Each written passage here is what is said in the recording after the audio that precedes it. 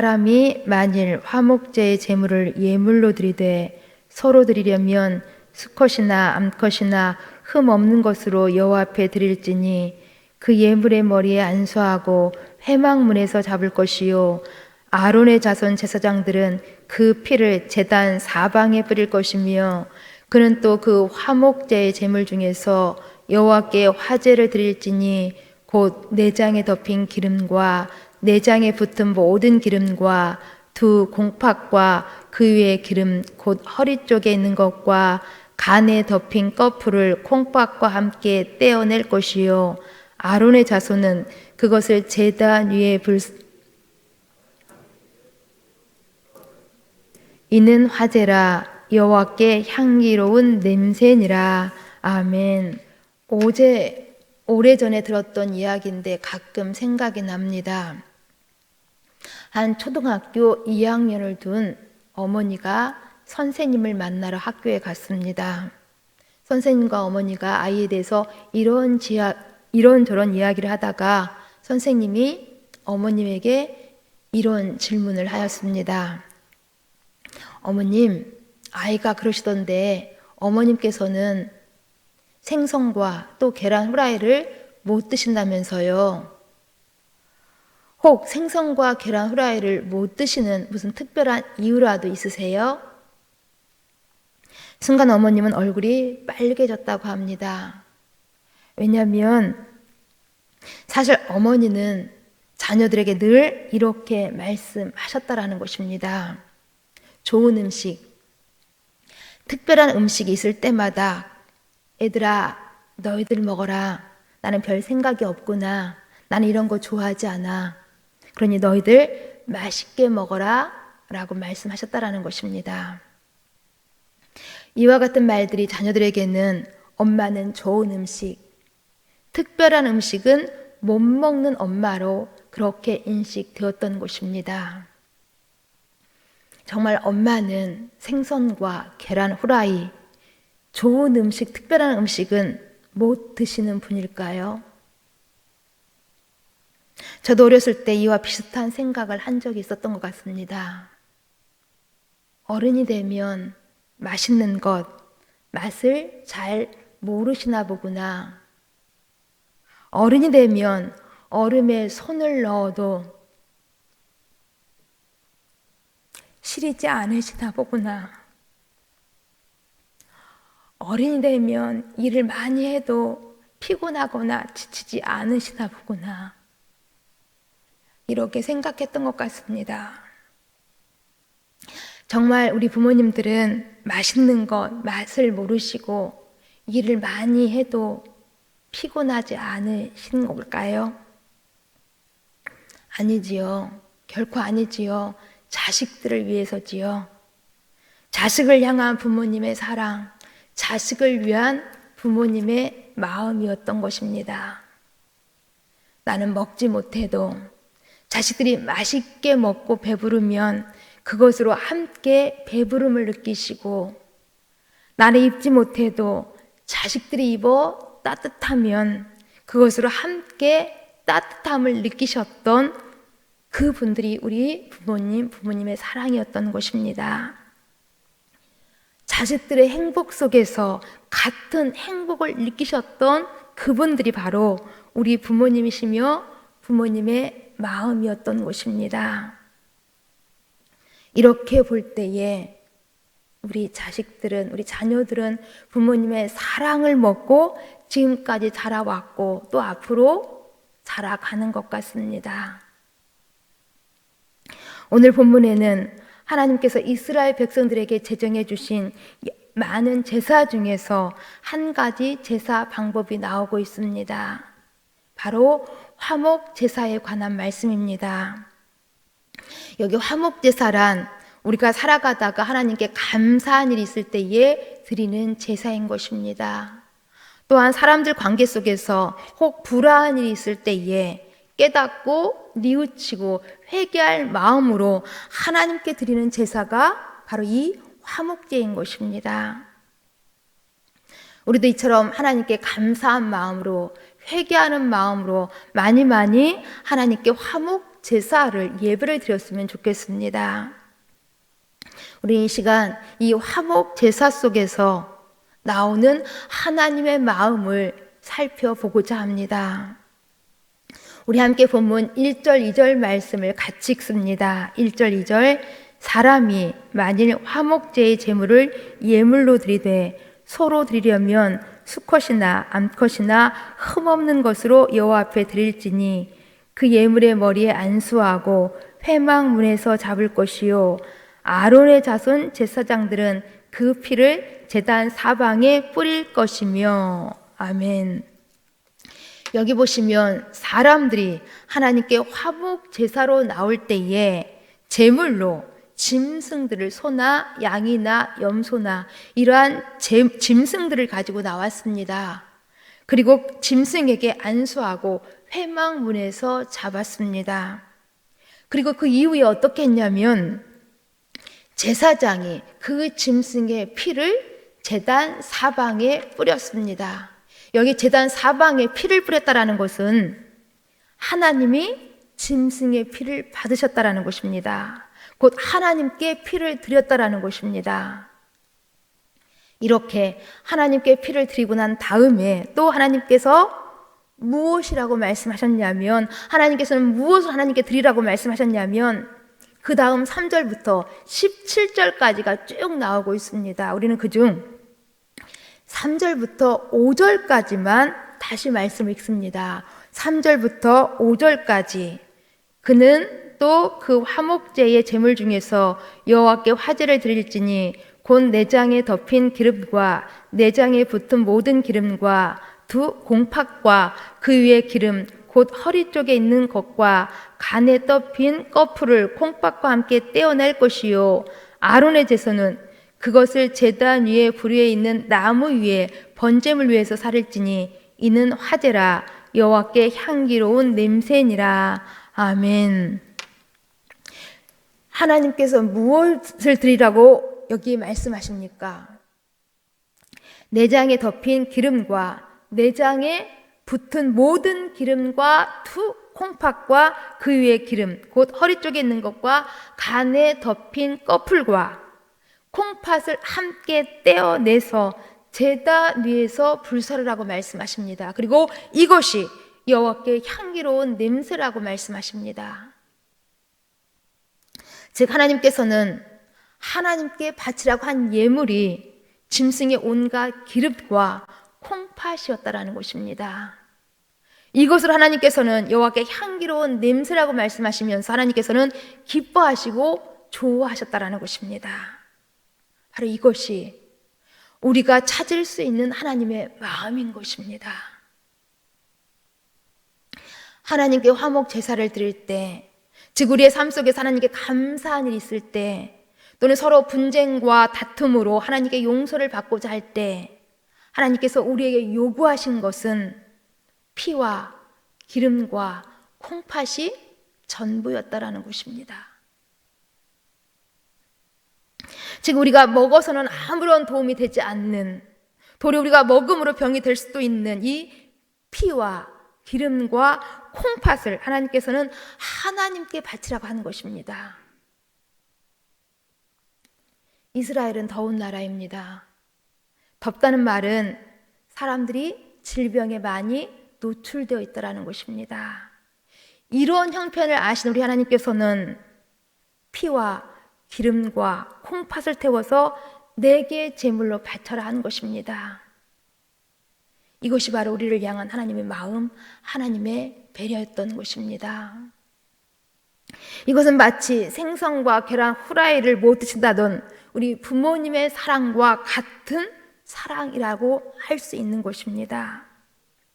그러면 이렇게 피와 기름과 콩팥을 다 떼어내고 나머지는 어떻게 하라고 하십니까? 우리 그 뒤에 레위기 7장 15절부터 17절까지를 제가 말씀 읽어드립니다. 감사함으로 드리는 화목제물의 고기는 드리는 그날에 먹을 것이요 조금이라도 이튿날 아침까지 두지 말 것이라. 그러나 그의 예물의 재물이 서원이나 자원하는 것이면 그 재물을 드린 날에 먹을 것이요 그 남은 것은 이튿날에도 먹되 그 재물의 고기가 셋째 날까지 남았으면 불사를지니. 아멘. 바로 이것입니다. 나머지 살코기는 너희가 먹되 그날에 다 먹으라고 말씀하십니다. 그 제사는 하나님께 드리되 예물은 그 예물 중에서 좋은 것은 너희들이 함께 나누어 먹으라는 것입니다. 더 나아가 예물이 서원이나 자원의 경우에는 제3일까지는 남겨두지 말라고 말씀하십니다. 곧 누구 한 사람이 그 고기를 독점하지 못하도록 하나님께서는 함께 나누어 먹도록 하신 것입니다. 이것이 바로 우리를 향한 하나님의 배려, 하나님의 마음, 하나님의 사랑이었던 것입니다. 그러나 한번 생각해 보세요. 사실 우리 하나님께서는 당당히 이렇게 말씀하실 수도 있습니다. 짐승의 살코기와 좋은 것은 내게 태워서 향기로운 냄새가 되게 하고 너희들은 그 나머지 그 외의 것들을 너희가 먹도록 해라. 이렇게 말씀하실 수도 있습니다. 만약 그렇게 우리 하나님께서 말씀하셨다 할지라도 이스라엘 백성들은 당연히 그렇게 해야 했습니다. 당연히 그렇게 지켜야 했습니다. 그런데 우리 하나님께서는 좋은 것은 너희들이 나누어 먹고 너희들에게 해로운 것, 나쁜 것, 피와 기름과 콩팥은 하나님께 드리라고 말씀하시는 것입니다. 제사는 구약시대 당시 하나님께서 가장 중요하게 여기셨던 그러한 것이었습니다.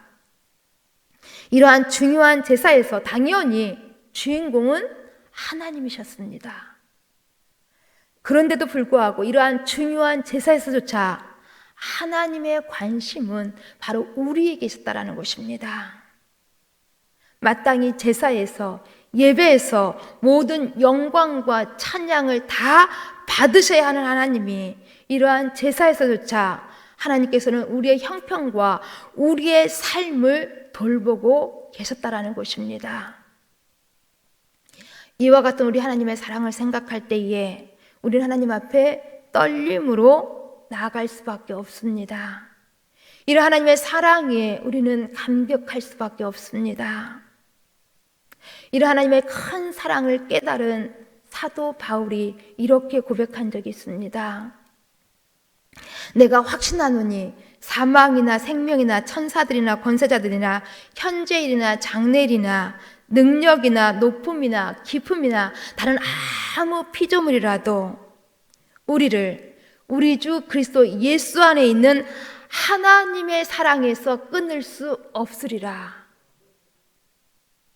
그렇습니다. 하나님의 사랑은 죄인인 우리를 거룩하신 하나님과 연결시키고 있습니다.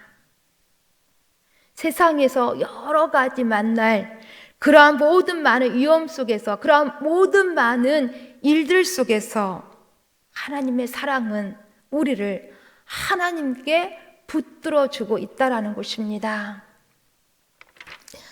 이런 하나님의 사랑이 우리를 늘 붙잡고 있기 때문에 사도 요한의 고백도 바로 이것인 것입니다.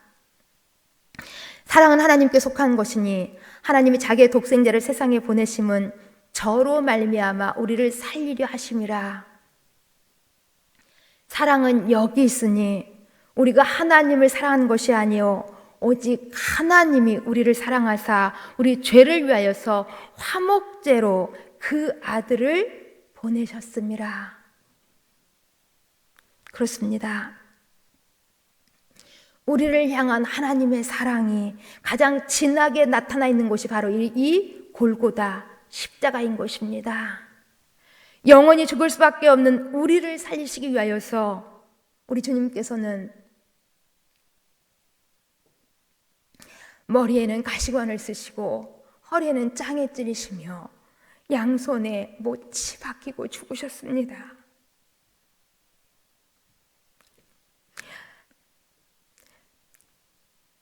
그리고 그 못 자고 있다는 소리를 보이시면서 우리에게 말씀하십니다. 내가 너를 이렇게 사랑했다. 내가 너를 이렇게 사랑했다. 지금도 내가 너를 이렇게 사랑한다. 우리 주님 말씀하십니다. 이런 주님의 음성을 늘 들으실 수 있기를 바랍니다. 이런 하나님의 사랑이 오늘도 우리를 돌보고 계시다라는 것입니다. 그러게 우리는 담대할 수 있는 것입니다. 그러게 우리는 여러 가지 많은 두려움과 염려 속에서 우리는 그것을 이길 수 있는 것입니다. 사망의 음침한 골짜기 속에서도 우리를 지키고 계시는 하나님의 지팡이와 막대기가 있기에 우리는 두렵지 않는 것입니다. 우리는 무섭지 않는 것입니다. 이사야 43장의 말씀이 이 사실을 우리들 가운데 더 구체적으로 이렇게 말씀해 주고 있습니다. 야곱아, 너를 창조하신 여호와께서 이제 말씀하시느니라. 이스라엘아, 너를 조성하신 자가 이제 말씀하시느니라. 너는 두려워 말라. 내가 너를 구속하였고 내가 너를 지명하여 불렀나니 너는 내 것이라. 내가 너를 물 가운데로 지날 때에 내가 함께 할 것이라. 강을 건널 때에 물이 너를 침몰치 못할 것이며 내가 불 가운데로 행할 때에 타지도 아니할 것이요 불꽃이 너를 사르지도 못하리니 하시면서 또 말씀하신 것이 이것입니다. 두려워 말라. 내가 너와 함께함이라. 놀라지 말라. 나는 내 하나님이 됨이니라. 내가 너를 굳세게 하리라. 참으로 너를 도와주리라. 참으로 나의 의로운 오른손으로 너를 붙들리라. 이처럼 하나님께서는 우리를 위하여서 어떻게 하실진지를 구체적으로 밝혀주고 있다는 것입니다. 굳세게 하겠다. 도와주겠다. 나의 오른손, 능력의 손으로 붙들어주겠다. 이것이면 든든하지 않겠습니까? 어떤 집 나간 불효 아들이 있었습니다. 홀로 계신 어머님을 버리고 도회지로 나와서 배회하던 이 아들에게는 갈 곳이라고는 교도소뿐이었습니다. 오랜 교도소 생활을 하던 중에 이 아들은 예수님을 영접하였고 새로운 삶을 살기로 작정합니다. 그러던 중 마침내 석방의 날이 가까이 다가오고 있었습니다. 그러나 이 아들은 갈 곳이 없었습니다. 차마 홀로 계시는 어머님이 계시는 그 고향으로는 돌아갈 용기는 나지 않았습니다. 그러나 그럼에도 용기를 내어서 어머님께 이렇게 편지를 합니다. 어머님, 불효자가 하나님 어머님께 큰 죄를 지었습니다. 소자가 어떻게 어머님의 아들이라고 할 수가 있겠습니까? 일찍 홀로 되신 후에 나 하나만 바라보고 온갖 정성 다하여 키우셨는데 제가 너무 철이 없었습니다. 어머님 용서해 주세요. 어머님, 이제서야 어머니께 돌아가려니 사실 용기가 나지 않습니다. 그렇다 할지라도 혹시 저를 다시 아들로 받아주신다면 노란 손수건을 대문에 걸어 주십시오. 그렇게 편지를 보낸 후에 얼마 후에 아들은 석방이 되었습니다. 석방되던 그날 아들은 한편으로는 설레는 마음으로 다른 한편으로는 두렵고 떨림으로 어머님이 계시는 곳 고향 언덕에 도착하였습니다. 혹시 어머님이 노란 손수건을 걸어두셨을까? 아니면 걸어두지 않았을까? 온갖 생각을 하면서 이 아들은 자기 집 대문이 보이는 곳까지 도착한 것입니다. 그리고 멀리서 자기 집 대문을 바라보았습니다.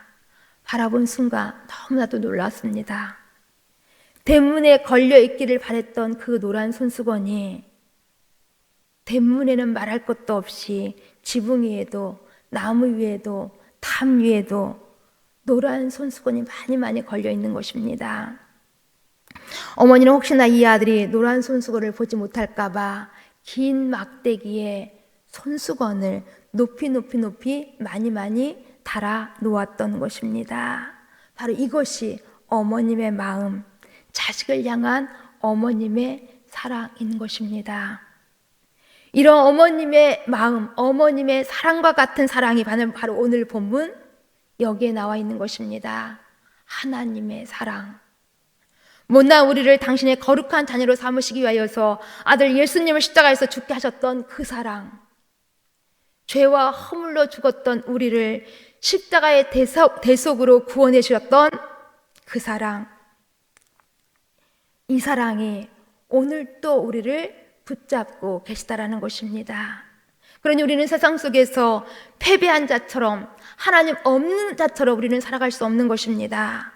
만왕의 왕이시며 만주의 주 되신 하나님이 우리 이처럼 사랑하고 있으시니 우리는 하나님의 능력으로 무장하여서 염려와 두려움을 이기고 용기를 내어서 힘있게 살아가야 하는 것입니다. 세상이 아무리 우리를, 코로나가, 전쟁의 위협이 아무리 우리를 힘들게 하고 불안하게 하고 염려케 한다 할지라도 하나님의 사랑 때문에 최후 승리는 이미 우리의 것인 것입니다. 그러기에 우리는 늘 감사로 화목제사를, 예배를 감격으로 우리는 드릴 수 있어야 하는 것입니다. 그리고 당당히 자신 있게 힘 있게 이 하나님의 사랑을 세상 가운데서 우리도 나타내야 하는 것입니다. 이 하나님의 사랑이 세상의 코로나로, 세상의 전쟁으로, 여러 가지 세상의 많은 어려운 문제로 두려워 떨며 염려하는 모든 분들에게 전해지기를 간절히 소망합니다. 기도하십니다. 하나님 감사함을 드립니다. 저희는 계속하여서 세상 속에서 두려움의 소식, 염려의 소식을 들으면서 살아가고 있습니다. 그러나 이러한 속에서라도 하나님의 사랑은 저희를 붙잡고 계심을 믿습니다. 이 하나님의 큰 사랑이 우리를 구원해 주셨으며 우리를 살게 했고 우리를 이기게 하십니다. 이 하나님의 사랑을 저희도 사도 바울처럼, 사도 요한처럼 세상에 전하며 살아가게 도와주시옵소서. 그래서 세상이 하나님의 사랑을 알고 하나님 앞에 나오게 하여 주시옵소서. 그래서 세상에 전쟁이 그치게 하시고 코로나가 사라지게 하시며 또한 우리나라 속에 앞으로 있을 대선에서 정의가 구현되게 도와주옵소서. 온 국민이 한마음 되어서 많이 기도하면서 바른 투표가 이루어질 수 있도록 도와주시옵소서. 예수님 이름으로 기도합니다. 아멘.